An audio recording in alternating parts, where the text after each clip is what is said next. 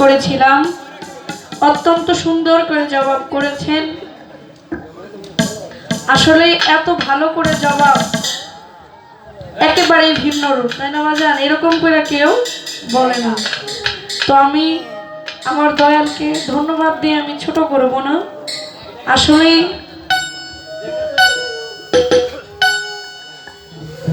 কি বলবো, একটা কথা আছে, একটা কথা শুনেছিলাম, কয় চাইলাম জল পাইলাম শরবত। তো আজকে কিন্তু তাই হইছে, দয়ালের কাছে যা চাইছি তাও দিছে, না চাইতেও কিন্তু অনেক কিছু পাইছি। এই তো দয়াল, যে না চাইতে কিছু দেয়, তিনিই তো দয়াল, নাকি বলেন? চমৎকার করে জবাব করে দুটি গান গেয়ে বসলেন, খুবই ভালো লাগলো। এখন গান থেকে অনেক কথা শুনতে পারলাম যে আসলে মূল কালেমাটা কি, এই কালেমার রূপটা কি, অনেক কিছুই বুঝলাম। মোনাজাতের বিষয়ে বুঝলাম, আমরা যারা মুসলমান তারা এইভাবে মোনাজাত করি, আর যারা সনাতন ধর্মের তারা এইভাবে করি। মূলত একটা কথা বুঝলাম যে এইভাবে যদি মোনাজাত করি তাহলে এখানে পোকামাকড় পড়ে খাবার নষ্ট হয়ে যাওয়ার সম্ভাবনা আছে, কিন্তু এইভাবে ঢাকা থাকলে আর ওই খাবারটা নষ্ট হয় না। আপনারা কিসের কথা বলেছেন ইঙ্গিত করে গেছেন, অবশ্যই বুঝতে পারছেন। কিন্তু এই ঢাকা আমরা কয়জনে রাখতে পারি? ঢাকা কি আমরা সবাই রাখতে পারি? পারি না। কিন্তু শুনেছিলাম সাধকের মুখে 16 আনা চালান দিয়ে নাকি পাঠাইছে। 16 আনা চালান লয়ে এই পৃথিবীতে আসছি, আবার যখন চলে যাব মালিকের দরবারে 16 আনা চালানের হিসাব দিতে হবে। কিন্তু একটা কথা কি, এই 16 আনা চালান লয়ে আসছি এটা 100% সঠিক, কিন্তু 16 আনা চালান লইয়া যে যাইতে পারবো এটার কিন্তু গ্যারান্টি নাই। কেন নাই? পৃথিবীতে আসছি, আসার পরে এই মায়া মোহের দুনিয়ার মধ্যে পইরা, কামিনীর কাম সাগরে পইরা আমার সেই বস্তু নষ্ট হয়ে যাইতেছে, চাইলেও ধরে রাখতে পারতেছি না। অনেক মানুষ আছে যে মানে 1 কাল 2 কাল 3 কালে যায় পড়ছে, আছে না এরকম? তারপরেও এটা সম্ভব না। তো আজকে আমি আমার গুরুর কাছ থেকে জানতে চাই যে কামিনীর কাম সাগরে পইরা আমার এই দেহতরিটা মোটামুটি শেষ, এখন আমি এই দেহতরিটা আমি রক্ষা করব কিভাবে? কোন সাধন করলে আমি আমার এই 16 আনা বস্তু আমি ঠিক রাখতে পারবো? সেই সাধনটা কি? যেই সাধন করলে চালান তো থাকবে, আমার লাভও কিছু জানো থাকে, তাই না? আমি চালান খাড়ায় জানি আরো লাভ করতে পারি। হ্যাঁ, এইটা যেন আমার হয়, এটা আমার গুরুর কাছে রইল। কোন সাধন করলে আমি আমার এই 16 আনা বস্তুটা আমি ঠিক রাখতে পারবো? এই সাধনটা কি একটু জানতে চাই। আরেকটা কথা, আমরা অনেকেই বলি, আমিও গান করছি, থাকবো তোমার চরণ দাসী হইয়া, কই না? চরণ বলতে কি বোঝায় বাজান? এই যে এক সাইড থেকে বলছে পা, চরণ মানে পা, চরণ দাসী হয়ে থাকতে চাই, তার মানে পা মানে পায়ের দাসী হয়ে থাকতে চাই, এই তো। আমি আপনার কাছে জানতে চাই যে আমরা যারা চরণকে পা মনে করি, আসলে কি এই পাওই চরণ নাকি চরণ অন্য কিছু? এই বাড়ি দিয়ে এত বাজানোর দরকার নাই, কথা যখন বলবো এত বাজাইতে হবে না, কাপের সময় একটা বলে দিই। এই চরণ আর পাও, এই পাওই কি চরণ নাকি চরণ আলাদা কিছু আছে? যদি থেকে থাকে আপনার কাছে জানতে চাই আসলে চরণ বিষয়টা কি, চরণ কত প্রকার, কি কি, কোন চরণ ধরলে একজন ভক্তের মুক্তি মিলে, একটু জানতে চাই দয়ালের কাছে। এখন সেটা গুরু চরণই হোক আর ভক্ত চরণই হোক, চরণ মানে এই যে ভাই বলছে পাও, আমি বলছি পাওয়ার চরণের মধ্যে কোনো পার্থক্য আছে কিনা? চরণ তো আমারও আছে, আমার গুরুরও আছে। যদি পাও থেকে থাকে আমারও পাও আছে, আমার গুরুরও আছে। তো কোন চরণ ধরলে একজন ভক্তের মুক্তি মিলে, সেই চরণটা কোনটা আমরা আজকে জানতে চাই আমার দয়ালের কাছে। আরেকটা গান করি আমার গুরুর চরণে, যেহেতু ভক্ত। এখন আর প্রশ্ন গান আমি করব না, কারণ অনেক কথা আমার দয়ালকে অনেক কষ্ট দিয়ে ফেলেছি। আর আমি যদি না জানতে চাইতাম তাহলে এত ভালো ভালো কথা কিন্তু আমরা শুনতে পারতাম না।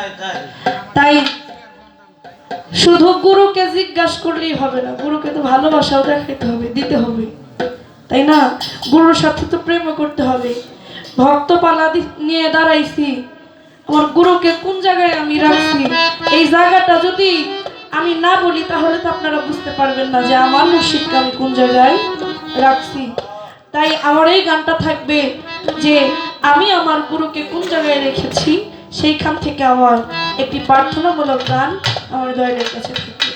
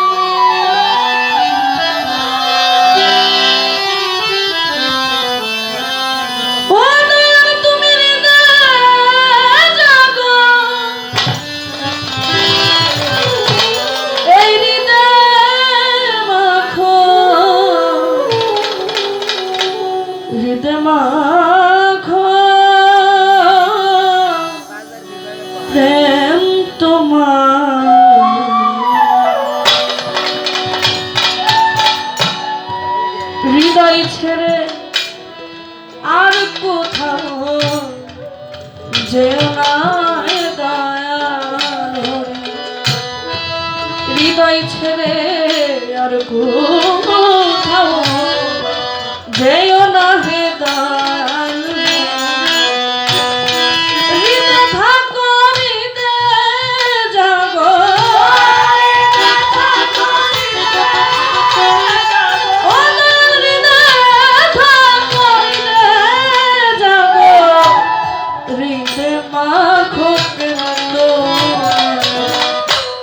হৃদয় ছেড়ে আর কোথাও যেও না হে দয়াল, হৃদয় ছেড়ে আর কোথাও যেও না হে দয়াল।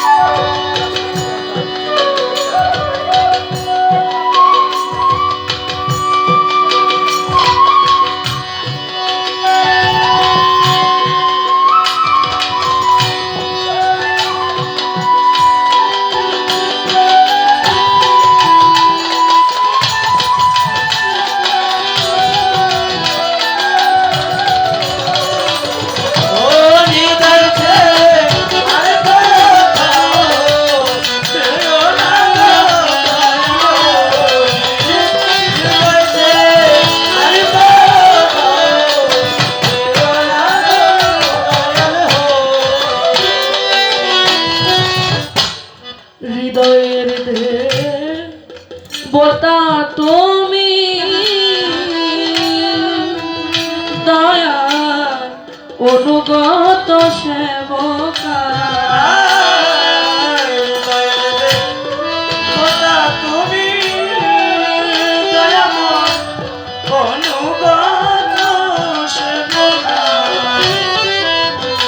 আরে হৃদয়ের দেবতা তুমি ও দয়ার অনুগত সেবক আমি শিখায়া দাও সেবা ব্রত আমার শিখায়া দাও শিখায়া দাও শিখায়া দাও শিখায়া দাও আমার শিখায়া দাও সেবা ব্রত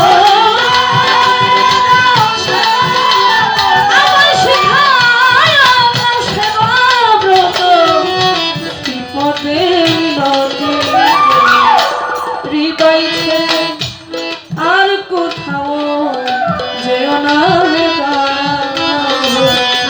হৃদয় ছেড়ে আর কোথাও যেও না হে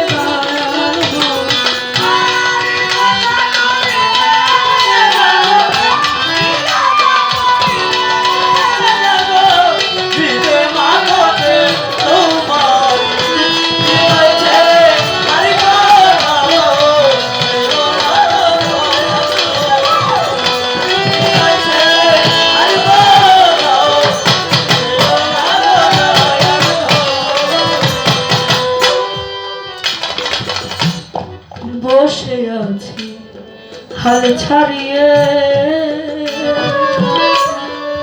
ও দয়া অকুলে তরি ভাসিয়ে বসে আছি হাল ছাড়িয়ে অকুলে তরি ভাসিয়ে আবু তালিব জান বসে আছি হাল ছাড়িয়ে ও আমি অকুলে তরি ভাসিয়ে তোমার মনের মতন সাধন দিয়ে তোমার মনের মতন সাধন দিয়ে মনমোহনের মন লওয়া হৃদয় ছেড়ে আর কোথাও যেও না হে দয়াল হৃদয় ছেড়ে আর কোথাও যেও না হে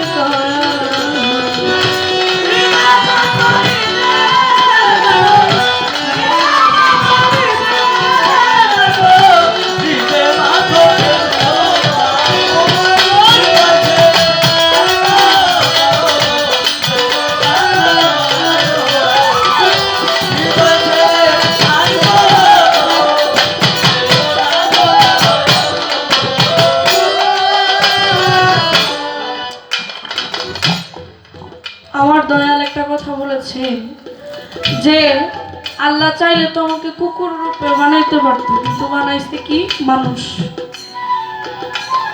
মানুষ রূপে জন্ম নিছি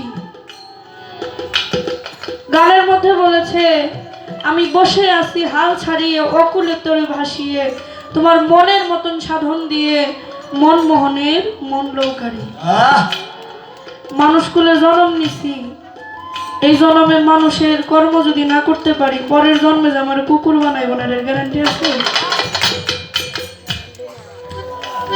আমি আপনার কাছে জানতে চাই ও দয়াল কি এমন সাধন করলে একজন মানুষের একজন ভক্তের একজন শিষ্যের একজন জীবের এই পৃথিবীতে আসা যাওয়ার যে যন্ত্রণা আসা যাওয়ার একটা যন্ত্রণা আছে না বলো আসছি 84 লক্ষ জনি পার হয়ে আবার চলে যেতে হবে কর্ম ফলে আবারও আশা লাগতে পারে কোন রূপে আসবো কেউ জানি না তবে আমি শুনছি যারা গুরু ধরালো যারা গুরু ধরে তারা নাকি জীবনে একবারই আসে তারা নাকি বারবার আসে না তো আমি আপনার কাছে জানতে চাই কি এমন কর্ম করলে, কি এমন সাধন করলে একজন মানুষের এই আসা যাওয়া জন্ম মৃত্যু ক্ষুধা তৃষ্ণার কোনো ভার ভয় থাকে না। সেই সাধনটা কি, যেই সাধন করলে একজন ভক্তের মুক্তি মিলে, একটা মানুষের মুক্তি মিলে, তার আর এই 84 লক্ষ দুনিয়ার ভ্রমণ করতে হয় না। তার এই সাধনটা কি, কর্মটা কি, এটা দয়াল আপনি একটু আমাকে দয়া করে বলবেন। এতটুকুই রইল। গানের মধ্যে কি বলেছে, তুমি হৃদে থাকো হৃদে জাগো, এই হৃদে মাখো প্রেম তোমারই, হৃদয় ছেড়ে আর কখনো যেও না হে দয়াল। লালন সাহেবের একটা গান আছে, মুর্শিদ নাম যা হৃদে ভরা, ভাবে তার ভরা কি যায় রে ভরা। আমরা কতটুকু মুর্শিদ নাম হৃদয়ে ভরতে পারছি? খালি তো মুখে মুখেই বলি গুরু তোমাকে ভালোবাসি, গুরু তোমাকে ভালোবাসি। গুরু নামের উপরে যদি আমার নয়ন বাড়ি না ঝরে, গুরুর নাম শুনলে যদি আমার প্রাণটাই না কাঁদে, আমি কেমন ভালোবাসলাম গুরুকে? গুরুর নামের প্রতি যদি আমার প্রেম না জাগে, ওই ভালোবাসাই কখনো ভরা দিবে না।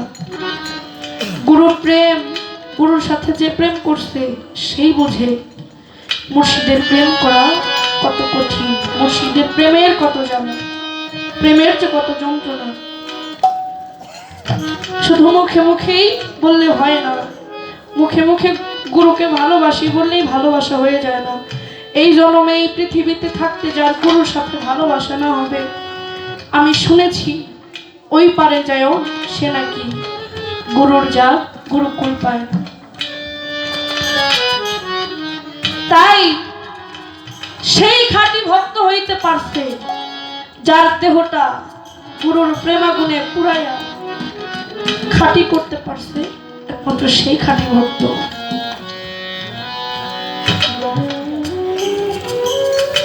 তাছাড়া যে গুরুর প্রেমে পড়ে নাই সে কখনো এই প্রেমের কত জ্বালা বুঝতে পারবে না। আপনারা রাবিয়া বস্তির নাম শুনছেন না? রাবিয়া বস্তি এমন একজন মহিয়সী নারী ছিলেন। তিনি মানুষ যখন ঘুমিয়ে যাইতে এমন গভীর রাতে, এখন তো গভীর রাত তাই না বাজান, এখন মানুষের ঘুমের সময়, এই গভীর রাতে যখন সব মানুষ ঘুমায়া যাইত, রাবিয়া বস্তি ঘুমাইতো না। সে গভীর রাতে রাস্তা দিয়ে দৌড়াইতো আর বুকের মধ্যে থাপড়াইতো আর বলতো, আগুন আগুন আগুন, তোমরা কে কোথায় আছো? দেখে যাও আমার ঘরে যে আগুন লাগছে, আগুন লাগে আমার ঘরটা পুড়ে যাইতেছে, তাড়াতাড়ি আমার এই আগুন নিভাইয়া দিয়া দাও। একদিন রাবিয়া বস্তি এমন গভীর রাতে যখন ঘুমিয়ে গেছে, আগুন আগুন বললে কান্নাকাটি করতেছে, বলতেছে, ও গ্রামবাসীরা রে, আমার এই ঘরটা পুড়ে যাইতেছে আগুনে, তোরা কে কোথায় আছিস? তাড়াতাড়ি আমার এই আগুন নিভাইয়া দিয়া দাও। গ্রামবাসী আগুনের কথা শুনে মনে করছে না জানি কার ঘরে আগুন লাগছে, তাড়াতাড়ি আগুন নিভাইতে হবে। গ্রামবাসী যার ঘরে যা ছিল, পানি বালি যা ছিল আগুন নিভানোর জন্য সবকিছু নিয়ে যখন রাবিয়া বস্তির আগুন নিভানোর জন্য যায়, তখন দেখে কারো ঘরে আগুন লাগে নাই। এক পাগলি রাস্তার মধ্যে দৌড়াইতেছে আর বুকের মধ্যে থাপড়াইতেছে আর বলতেছে, আগুন আগুন, তোমরা কে কোথায় আছো? আমার আগুন নিভাইয়া দিয়া দাও। গ্রামবাসী কয়, এই পাগলি তুমি থামো, তুমি যে আগুন আগুন বলতেছো, তোমার আগুনটা কই লাগছে সেটা তো আগে বলবা। তোমার আগুনটা কোথায় লাগছে? আমরা তো দেখতেছি তোমার ঘর ভালোই আছে, তুমি যে আগুন আগুন বলে চিল্লাইতেছো। রাবিয়া বস্তি সেদিন দুইটা চোখের পানি ছেড়ে দিয়ে বলেছিল, গ্রামবাসীরা রে, এই আগুন যে আমার কেমন আগুন, এই আগুন যে আমার কোন ঘরে লাগছে এটা আমি তোদেরকে বইলা বুঝাইতে পারব না। এই আগুন যে আমার মুর্শিদের প্রেমের আগুন, এই আগুনে পুইলা যে আমার এই দেহ ঘরটা চুইলা পুইলা ছাই হয়ে যাইতেছে। ও গ্রামবাসী, তোরা কি পারবি আমার এই আগুন নিভাই দিতে?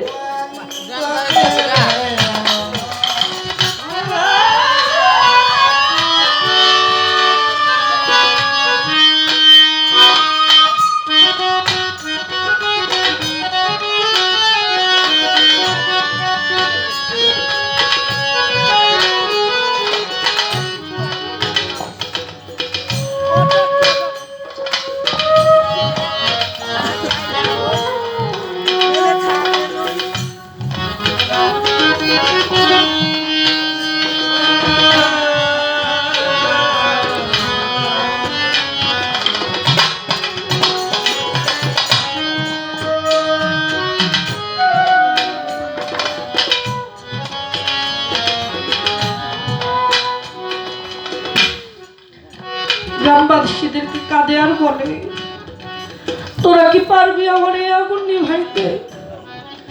এই আগুনে যে আমার এই দেহ ঘরটা চইলা পুরো ছাই হয়ে যাইতেছে।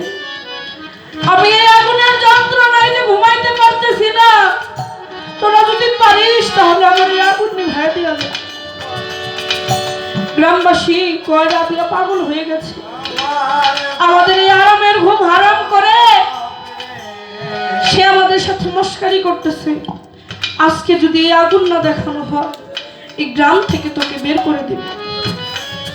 যদি আগুন না দেখাইতে পারো, এই গ্রাম থেকে তোমাকে তাড়িয়ে দেব। রাবিয়া বস্তি কয়, ও ভাই, তোমরা আমার আগুন দেখতে চাও, একটা ছুরি এনে দাও, আমি তোমাদেরকে দেখাই আমার গুরু আমাকে কেমন ভাবে করেছে। গ্রামবাসী একটা ছুরি এনে দিল। হাতে যখন ফুস দিল, একজন সাধারণ মানুষের শরীর কাটলে বের হয় লাল রক্ত। কিন্তু রাবিয়া তার গুরু প্রেমাগুনে এমন পুরা পড়েছে, তার শরীরের রক্তটাও আর লাল নাই, রক্তটাও পুরো একদম কালো ছায়ের গায়ে ফেলেছে। রাবিয়া কয়, দেখো আমার গুরু আমাকে কেমন পুরা পুরাইছে, আমার গায়ের রক্তটাও অবশিষ্ট নাই পুরা, আমার মুর্শিদ আমাকে এমন ভাবে পুরাইছে যে গুরুর প্রেমাগুনে এই দেহটা পুরে ছাই করে দিয়েছে। একমাত্র ওই ভক্তই জানে মুর্শিদের প্রেমের কত জ্বালা, কত যন্ত্রণা। তাই সেখান থেকে কি বলেছে, আমার জ্বালা জোড়ায় না, আমার জ্বালা জোড়ায় না, আমার জ্বালা জোড়ায় না, মাসের চার জ্বালা জোড়ায় না। সখী তোরা আমার হইয়া জিজ্ঞাস করিস তারে, ও সখী রে, সখী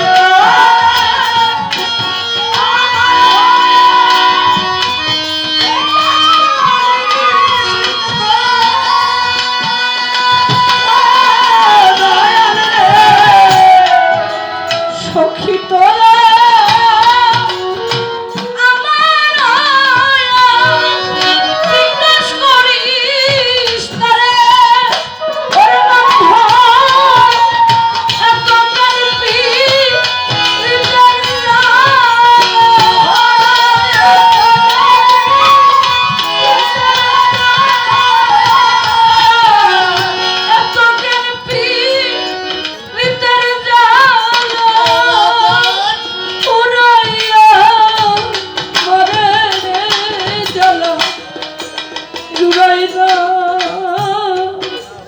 জ্বালা জোড়া না, আরে আমার মুর্শিদ চাঁদের প্রেমে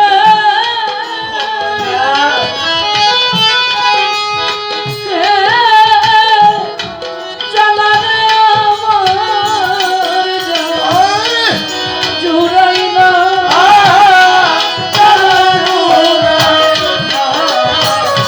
আমার